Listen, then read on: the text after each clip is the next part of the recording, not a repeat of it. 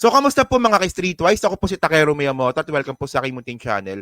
So, mga kababayan, ito yung kanina.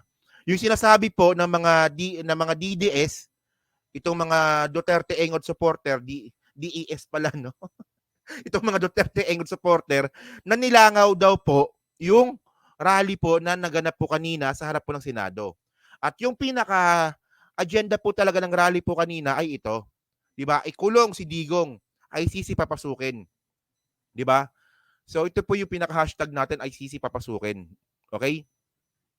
So sabi ng mga DDS, mga kababayan, lalong-lalo na itong si ano, yung Bobo rin, yung tropang Bisaya ba 'yon? 'Di ba? Bobo yun eh. Sabi niya daw po, nilangaw daw po yung rally. At sabi din ni ano, 'di ba, yung isa pa, yung PLPL ba 'yon, 'di ba? Na nilangaw daw po yung rally. Ito, sabi ko sa inyo, 'di ba? Wala po silang critical thinking. Kasi mga kababayan, tulad nga po ng sinabi ko kanina, yung rally po na ginagawa po natin, ito po ay hindi po funded. Hindi po funded ito ng politiko. At hindi po nangingialam ang Malacanang dito. Mga ano lang to, mga simpleng mamamayan lang po ito na supporter ni PBBM, mga loyalista, at sumasama na po yung mga dilawan, pati mga kakamping, pati mga Eskonyan. Sumasama na po sila. Especially po sa panawagan po na to na papasukin yung ICC. Okay. So kanina nakita ko yung mga yung mga banners nila. Ito yung mga banners nila, oh. Ikulong. Grabe naman kayo, no? So mga kababayan, 'di ba? Ang alam ko kasi dito, dapat ang plano talaga dito, puro ganyan yung gagamitin. Puro mga printed yung gagamitin. Pero mga kababayan, kinulang po talaga sa oras. Paano ba naman 2 araw lang yung preparation? So ang alam ko, nagprint lang ata sila ng 5 pirasong ganito. Ayan, mga 5 piraso lang na ganito kasi nga po biglaan eh. Yan mga yan, 'di ba? Yan mga alam ko tag-iisa lang 'yan. So, kung nakita niyo po yung rally po kanina, ang gamit po ng mga loyalista na mga placards is yung mga handwritten lang. Handwritten lang talaga, mga kababayan. Ginawa nila mismo sa mismong araw din po na yon. Kumbaga kasi nag-assembly sila ng alas 7. So nung alas 7, nilabas na nila yung mga kartolina, and then doon na sila nagsulat. Doon na sila nagsulat. Oh. So ngayon, ang sabi ngayon ng mga, ay, hello anak, no? Hello Mima, no? So, ang sabi ngayon ng mga loyalista, ay, sorry. Ang sabi ngayon ng mga DDS, nilangaw daw po yung rally. So tulad nga ng sinabi ko, mga kababayan, 'di ba? Hindi po tayo nakikipagkompetensya sa maisog rally. Hindi po tayo nakikipagkompetensya sa mautog rally. Kasi unang-una, 'di ba, itong mautog rally po ay funded po ng mga politiko. Funded po ng mga Duterte ito. Kung hindi funded ng mga Duterte ito, edi sino nagpopondo diyan? Ganoon na naman ka-basic 'yun eh. Akala niyo ba mura yung stage? Akala niyo ba mura yung ilaw?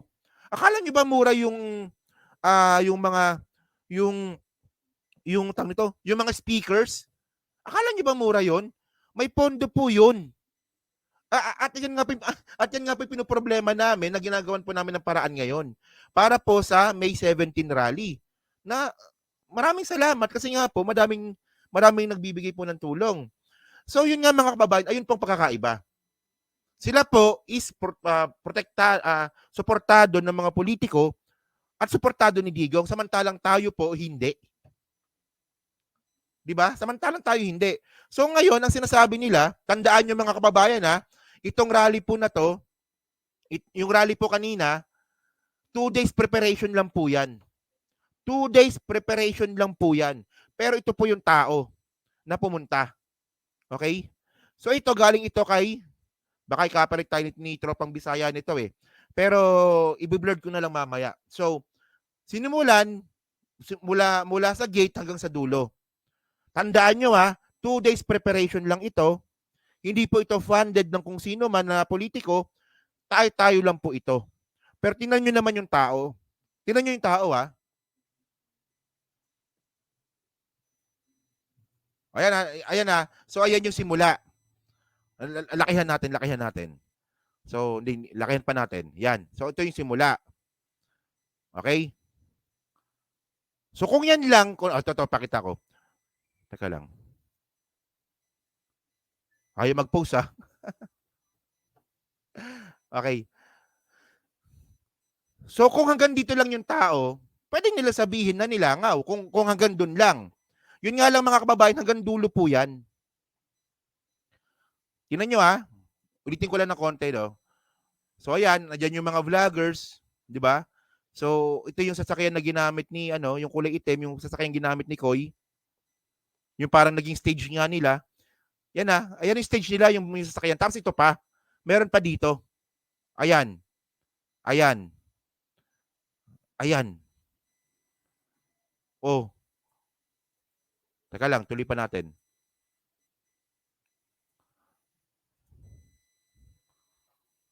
Oh. Ano yan? Nilangaw ba yan? Oh. Tandaan nyo ha, 2 days preparation lang to ha. Oh.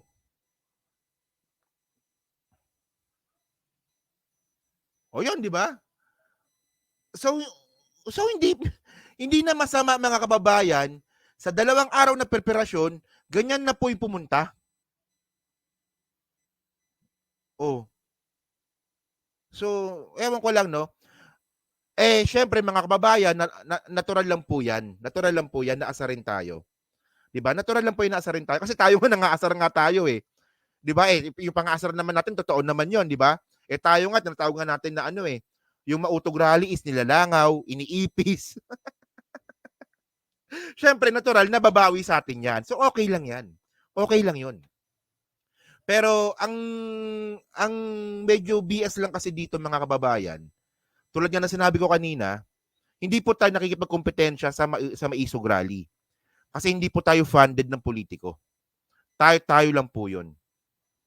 Oh, si ano pangalan nito? Si Kapiel ang nagnganganak na nilangaw daw. O yung parang bunganga niya, 'di ba? Yung bunganga niya yung nilalangaw, sabihin mo.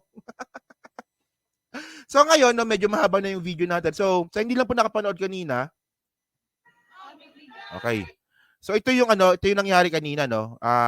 Ito yung simula, and then nung nagsalita nga po yung mga biktima nga po ng EJK. So panoorin lang po natin to, no. Nagpaalam naman ako kay Kuya para gamitin to. Sige. Ayan ang pagmay ng api, ang mamatay ng dahil sa'yo. Mabuhay! Mabuhay ang Pilipinas! Talaga nga naman, maraming salamat po, Senado, sa inyong pagbubukas at kayo na po nagbigay ng national anthem sa amin lahat ngayon dito. Mga kababayan ko, nananawagan po kami at kakatok po kami sa mga senador natin dyan sa loob ng Senado. Kami po ay nakikiusap po sa inyo na papasukin na po natin ang International Criminal Court sa Pilipinas. Dapat na po papasukin yan dahil yan po ay dapat mabigyan ng hustisya at ng Pilipino na nawalan sa panahon ng Reming Duterte. Hustisya ang... Tingnan nyo ninyo mga kababayan, no? Ito yung sinasabi ko sa inyo eh. Yung mga placard po na ginamit po nila, ginawa lang po nila yan kaninang umaga lang din nung pagpunta nila doon. Ayan, no? Yung mga placard na ginamit nila, and then wala pong program ito. At yung stage nga na ginamit dito sa sakyan. So, makita naman natin na talagang biglaan po talaga ito. Biglaan po talaga yung rally na nangyari. Oh. So, tuloy lang natin ha. So, yung nagsasalita dyan, yung best friend ko, na si Koy. Sige. Best friend. Sige. Ikaw namin dito, ang panawagan ng bawat isa dito sa amin, hindi lang ito.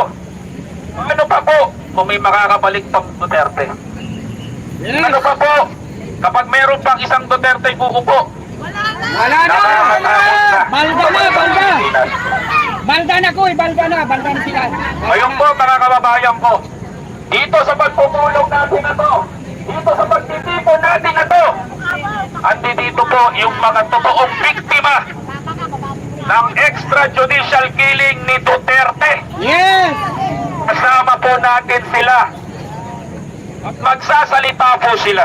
Pasang-pasa na po kayo ng taong bayan at ng bayan ng Pilipino. Ako po'y bababa na dito dahil hindi ko po patatagalin yung pagkakataon na to dahil magsasalita po yung pamilya ng mga nawalan at namatayan ng panahon ng remen ni Duterte. Andito po ang kanilang pamilya kung mapapansin Pakinggan po. natin yan. Oo. Ito. Ito to no, so ano kung napanood niyo yung video na live stream na to na buo, makikita niyo diyan na nagbibiruan pa sila. Habang nagsasalita itong si Koy, nagbibiruan pa sila. So parang ano lang parang nagiging casual lang po talaga yung biruan. At ang importante dito mga kababayan, hindi po natin ginagaya yung estilo po ng mga Duterte na nagmumura, nanlalait at saka nangalipusta. Base lang po tayo sa pulisiya at saka sa pagkritiko. Ayan po importante dito. Huwag po natin gayahin yung yung ginagawa po ng mga Duterte. 'Di ba? So kitang-kita naman 'di ba yung unang rally po na ginawa natin na successful naman. Ako naniniwala naman akong na successful naman.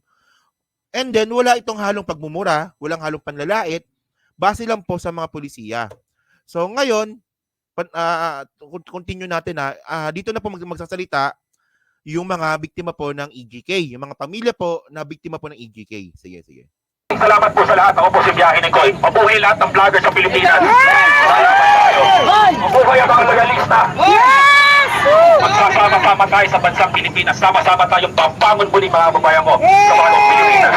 Walang bagong Pilipino kung walang bagong Pilipinas. Walang bagong Pilipinas kung walang bagong Pilipino. Walang bagong senador pag pinalitan natin ang Senado. Ito, nakainom mo. Actually, nung pinapanood ko ito kanina, tawa rin ako ng tawa kay Koy Kumbaga, kung meron talent si Koy sa pagbablog, ito yun Ganyan Sige. Ano na yan? Ako si Abby Makaraig. Ang pamangkin ko na biktima ng HJK sa kahayop na pinatay sa tahay namin. Wala kayong puso.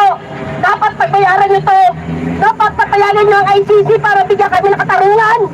Dahil hindi nangyayari sa inyo kaya malalakas ang loob ninyo. Paano kami mga namatayan? Paano kami mahihirap na biktima? Patakulong ka! Duterte, pati ikaw! Bato! Sasali ka rito, isa ka rin! Dahil ikaw ang hepe! Dapat alam mo paano ka magpatakbo na kapulisan mo! Ako po si Lorna, biktima rin po ang aking anak ng EJK. Sana po matulungan kami ng ICC na nakapasok dito para matulungan po lahat ng mga biktimang kagaya ng mga mahal namin sa buhay. Ang aking pong anak, pinasok po kami sa loob ng bahay. Doon po pinagbabaril sa loob ng CR.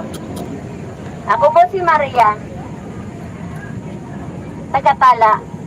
Dalawang anak ko po ang biktima ng EJK victim. Sana naman po, nakikiusap kami sa Senado na wag nilahadlangan yung ICC na pumasok dito sa Pilipinas para makita talaga kung anong katotohanan nangyari sa mga biktima ng EJK na ginawa ni Duterte sa amin. At saka, wag nila minamaliit nila kami. Correct. Porkit mahirap lang kami, hindi daw kami mabigyan ng justisya. At umaasa kami sa ICC na yun lang ang makapaniwala sa amin na totoong nabiktima kami. Sila lang ng katotohanan na totoong nangyari nga ijiking na ginawa ni Duterte dito sa amin. Ma'am, paano po pinaslang yung anak ninyo habang sa kwento nyo po? Yung dalawang anak ko po, nakipaglamay lang po yan. Tapos, may bumaba na mga pulis sa baba. Sabay sila pinagbabaril. Yung panganay ko po, February, at saka yung pangalawa ko, August, halos kasagsagan ng pinag-uutos Duterte yun. Nakukunin lahat, sabay-sabay, kami lahat, halos sabay-sabay yung pinatay yung mga victim, ang mga mahal namin sa buhay. Sunod-sunod po yun, gabi-gabi. Halos firework yung lugar namin pag pumatay sila ng tao. Saan lugar po kayo, ma'am? Kala po. North Caloocan. North Caloocan. Ako po si Mary Rose. Anak at apo ko po ang pinatay nila. Pinatawag po sa City Hall na sinabing may pag-uusapan lang. Yung pala, binalak na pa lang po siyang patayin yung anak ko. Nang umuwi po sila, hinabol po sila ng ubod ng daming mga nakamotor na pulis, naka-uniforme pa po. Tapos sinalubong po ulit sila, pinagbabaril po. Nakakaawa naman po yung apo ko kasi wala naman po siyang alam.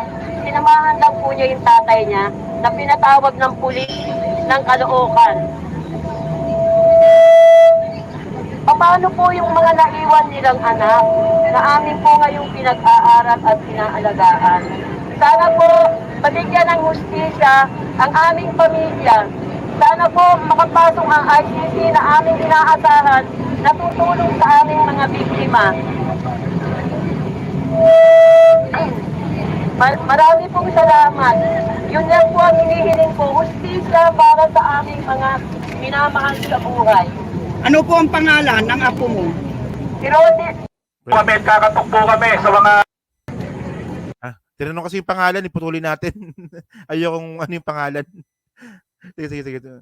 Ayoko lang masama yung pangalan dito. Sige, continue. kita doon sa may galing po sila ng City Hall ng Caloocan. Saan po City Hall ito na? Iliwanagin natin. City Hall po ng Caloocan. City Hall ng Caloocan. Opo, pinatawag po North sila or doon. south? North po. Okay po, maraming salamat. Araw ba ito o gabi? Araw po 2:00 ng tanghali. Uy! Pinapunta po siya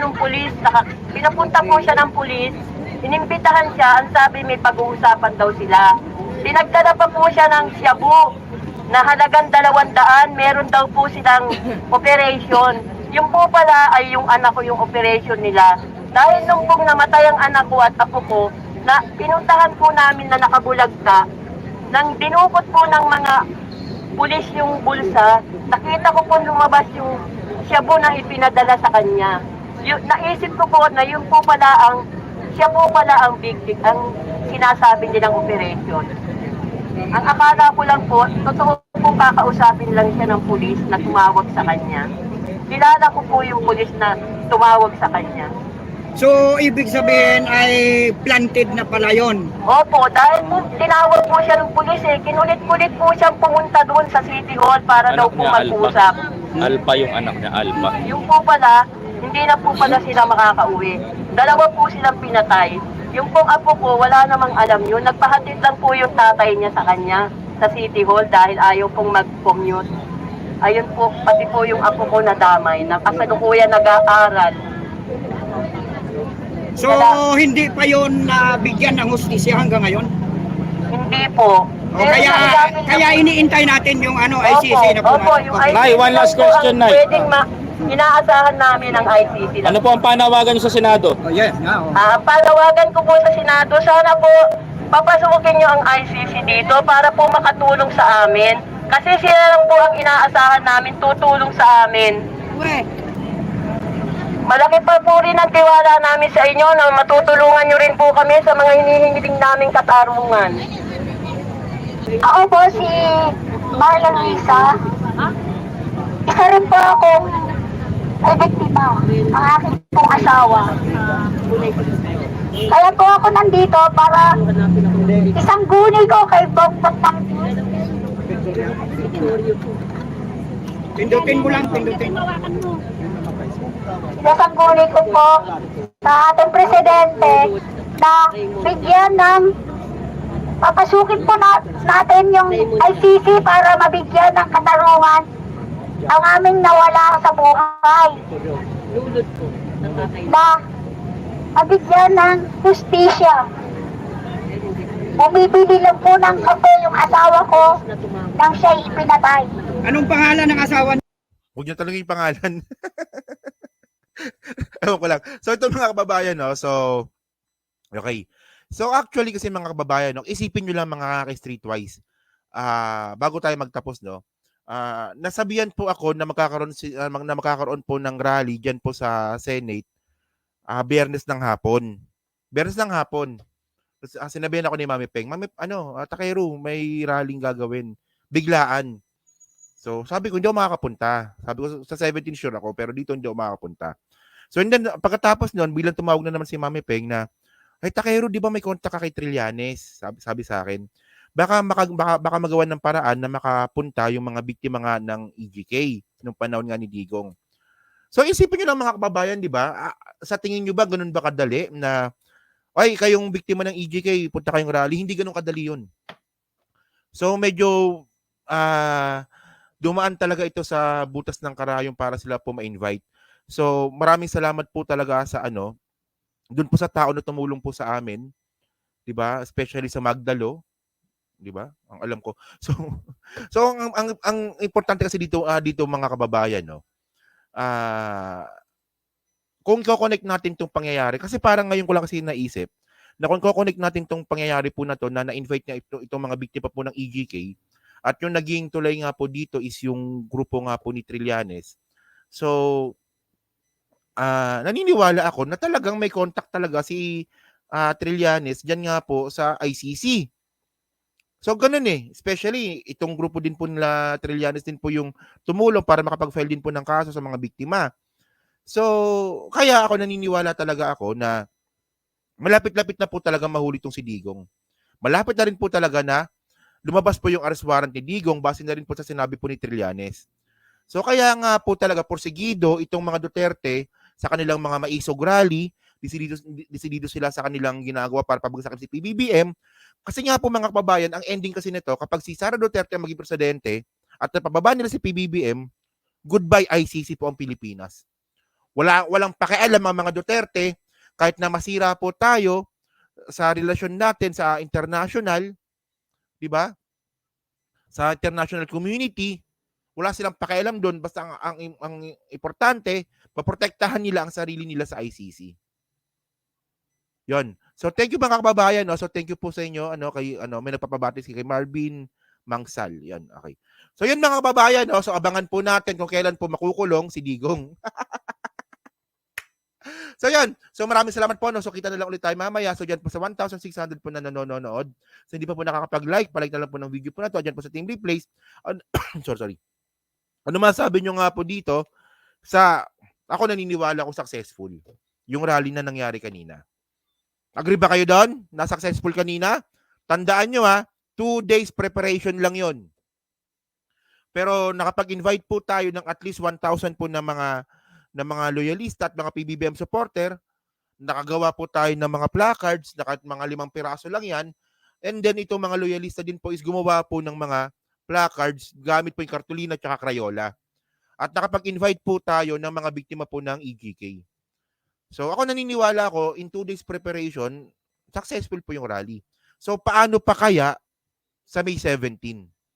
So sama-sama po tayo, suportahan po yung panawagan po nating bumaba si Sara Duterte sa DepEd sa May 17. Yan o. So thank you mga kababayan. So maraming salamat. Kita na lang ulit tayo mamaya kung may time pa. Sige po, salamat.